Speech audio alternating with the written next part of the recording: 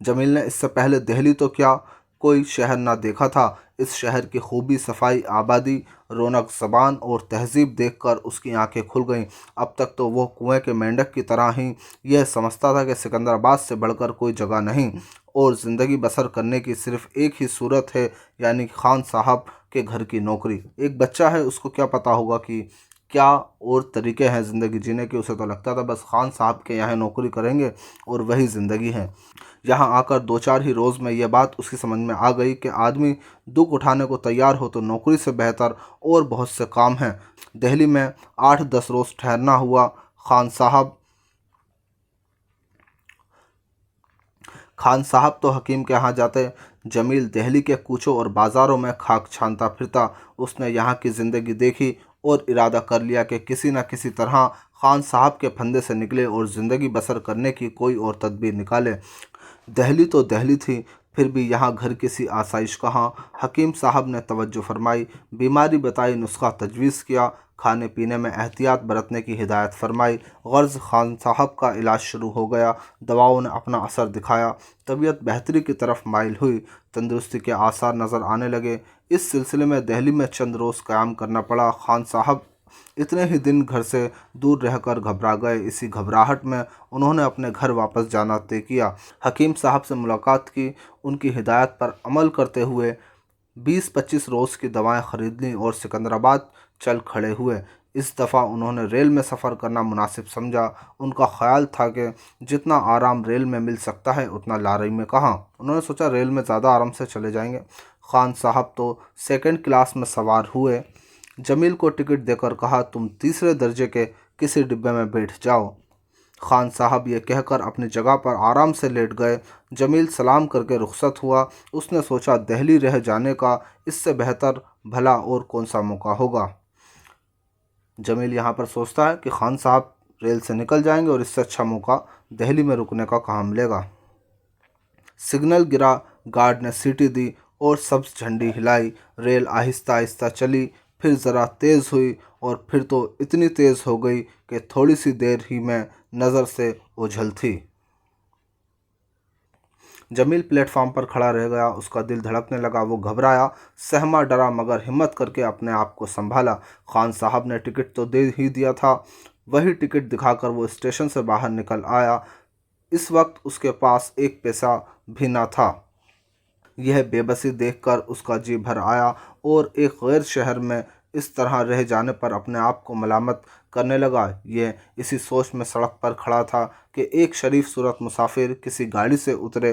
कुली ने सीधा साधा समझकर दरवाजे ही पर उनका सामान रख दिया और अपनी मजदूरी लेकर चलता बना। इन साहब को किसी ऐसे मजदूर की तलाश हुई जो इनका सामान उनके घर तक पहुंचा दे। जमील ये देखकर आगे बढ़ा और कहा, मैं आपका सामान पहुंचा दूं। मुसाफिर ने पूछा, तुम ये सामान फतेहपुरी तक ले जा सकोगे? जमील ने कहा, जी हाँ। मुसाफिर, क्या मजदूरी लोगे? जमील, आप जो कुछ भी देंगे मैं खुश होकर ले लूँगा। मुसाफिर को घर पहुंचने की जल्दी थी। उसने कुछ और बात न की। ट्रंक और बिस्तर जमील के सर पर रखा, हैंडबैग अपने हाथ में उठाया, दोनों फतेहपुरी की तरफ चल दिए। थोड़ी देर में मुसाफिर अपने मकान पर पहुंच गया। उसने खुश होकर जमील को 4 आने दिए। ये 4 आने जमील की नज़र में उस वक्त 4 रुपये के बराबर थे। वो इतना खुश हुआ कि मारे खुशी के नाचने लगा।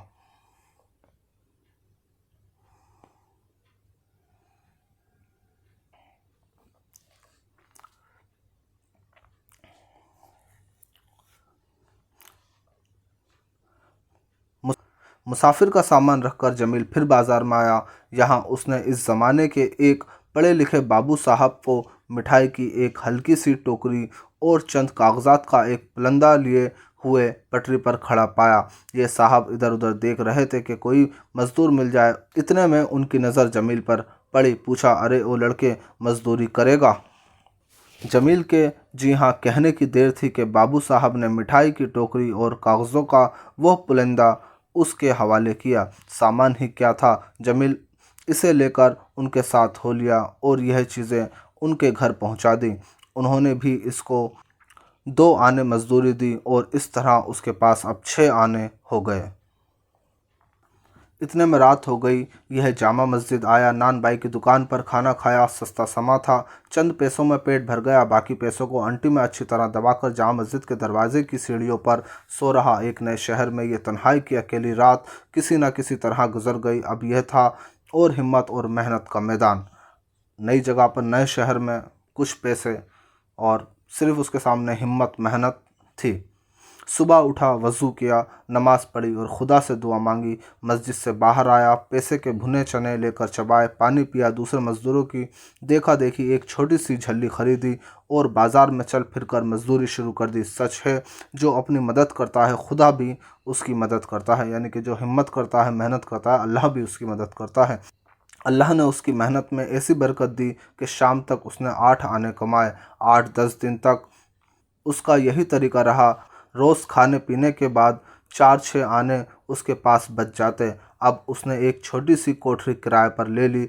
इस तरह उसके रहने का अपना एक ठिकाना हो गया। इस अरसे में 2-4 आदमी भी उसको जान गए, इसलिए मजदूरी मिलनी भी आसान हो गई।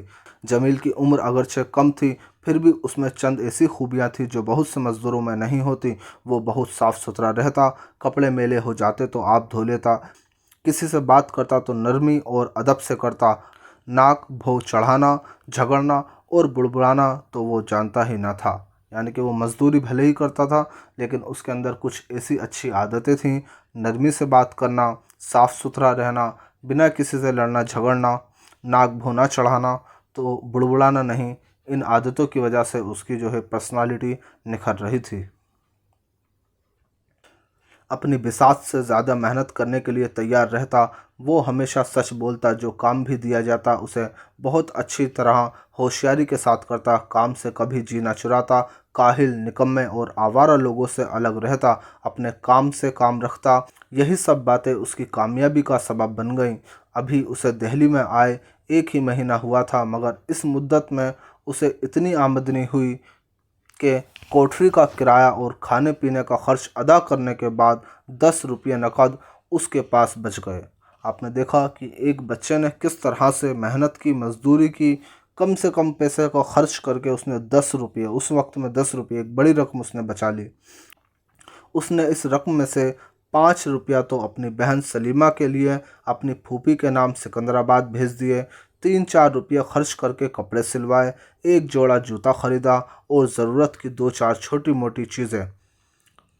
आपने देखा कि बचे हुए पैसों में से भी उसने कुछ अपने लिए जूता, कपड़े वगैरह, अपने ज़रूरत की चीज़ें जो है उसने ख़रीदी और ज़रूरत की 2-4 छोटी मोटी चीज़ें और भी ले लीं। इस तरह 3 महीने गुजर गए।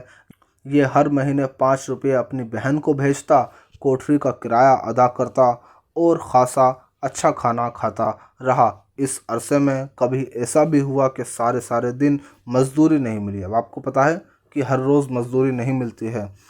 ऐसे आड़े वक्त में कुछ ना कुछ बचाते रहने की आदत उसके बहुत काम आई। यानी कि वो अपने जो दिन भर कमाता था उसमें से कुछ बचाता था और ये आदत उसकी बहुत ही जो है उसके लिए फ़ायदेमंद रही। गर्ज़ उसकी ज़िंदगी मज़े से बसर होने लगी। वो अपना मालिक अब आप था। जमील मज़दूरी भी करता और हर बात पर निगाह भी रखता, हर चीज़ को देखता। थोड़े ही दिन में उस पर यह बात खुल गई कि जितनी कद्र और इज़्ज़त पढ़े लिखे आदमी की होती है, उतनी इज़्ज़त अनपढ़ आदमी की नहीं होती। ये देखकर उसके दिल में पढ़ने लिखने की ख्वाहिश पैदा हुई, लेकिन किसी स्कूल में दाखिल होकर पढ़ना उसके बस की बात ना थी। ऐसा करता तो मजदूरी के लिए वक्त कैसे निकालता? पैसे के पहिए ना होते तो ज़िंदगी की गाड़ी कैसे चलती?